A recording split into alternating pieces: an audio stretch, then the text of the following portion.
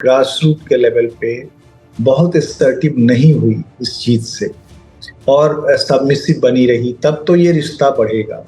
लेकिन अगर वो बहुत असर्टिव हो गई तो टकराहटें शुरू होंगी, क्योंकि पासी भी एक वारिंग कम्युनिटी है और ग्रास रूट पे वो दलित जो एस्पिरेशंस हैं उनको रिप्रेजेंट भी करती।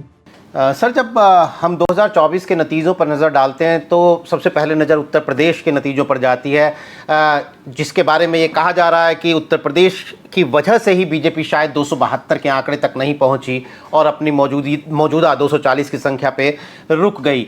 ऐसे में अखिलेश यादव उत्तर प्रदेश के एक हीरो की तरह उभरे। अपने पिता मुलायम सिंह यादव की गैर मौजूदगी में, उनके देहांत के बावजूद उन्होंने अपनी पार्टी को उस शिखर तक पहुंचाया जहां कभी वो इतनी सीटें नहीं ले पाई थी। आपको लगता है कि जिस तरह से संसद में हमने अखिलेश यादव की तस्वीरें देखी, एक हाथ में संविधान, दूसरे हाथ में फैज़ाबाद के दलित सांसद अवधेश पासी का हाथ सदन के अंदर ले जाकर उन्हें अपने बगल की कुर्सी पर बिठाना, तो अखिलेश यादव को क्या 2027 के लिए जीत का एक फॉर्मूला मिल गया है और उनका ये जो दलित पॉलिटिक्स है ये हम आगे भी देखते रहेंगे?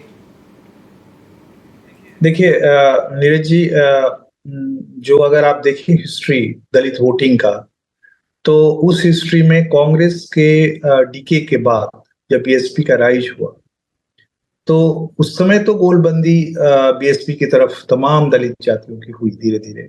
लेकिन उसके पहले जब मुलायम सिंह लीड कर रहे थे उत्तर प्रदेश में समाजवादी पार्टी की राजनीति को, तो नॉन जाटो वोट उस समय भी एक संख्या उसका 1% जाता था समाजवादी पार्टी को। बाद में जब बीएसपी आई तो उसके वोटिंग पैटर्न में चेंज आया।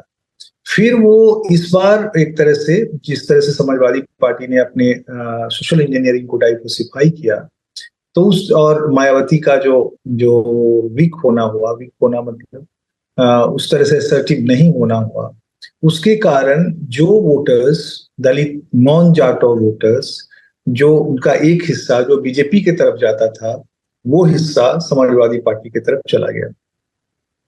और ये अखिलेश यादव चाहेंगे कि ये रिश्ता बना रहे।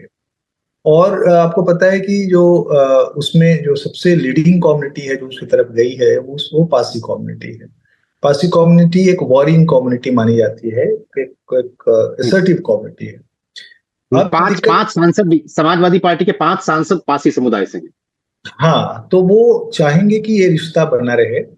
और लेकिन उसमें प्रॉब्लम क्या है कि अगर यादव कम्युनिटी ग्रास रूट के लेवल पे बहुत असर्टिव नहीं हुई इस चीज से और सबमिसिव बनी रही, तब तो ये रिश्ता बढ़ेगा। लेकिन अगर वो बहुत असर्टिव हो गई तो टकराहटें शुरू होंगी, क्योंकि पासी भी एक वारिंग कम्युनिटी है और ग्रास रूट पे वो दलित जो एस्पिरेशंस हैं उनको रिप्रेजेंट भी करती। तो अगर वो टकराहट शुरू हुआ तो ये रिश्ता टूट जाएगी। अगर यानी गांव में लड़ाई शुरू हो गए, मारपीट शुरू हो गए, या कोई छोटे छोटे मुद्दों को लेकर में आपस में टकराहटें शुरू हो गई, तो ये जो छोटी छोटी टकराहटें हैं ना, ये फिर बड़े नैरेटिव में बदलेंगी। तो मुझे लगता है कि देखना यह है कि जो अखिलेश यादव का जो बेस वोट है, जो यादव कम्युनिटी है, वो इस रिश्ते के लिए कैसे रिस्पॉन्ड करता है, वो इस रिश्ते को बनाए रखने के लिए कितना उत्सुक है या नहीं है। ये बात वाकई काफ़ी महत्वपूर्ण होगी कि ग्रास रूट लेवल पर समाजवादी पार्टी का काडर इस रिश्ते को किस स्तर पर ले जाता है।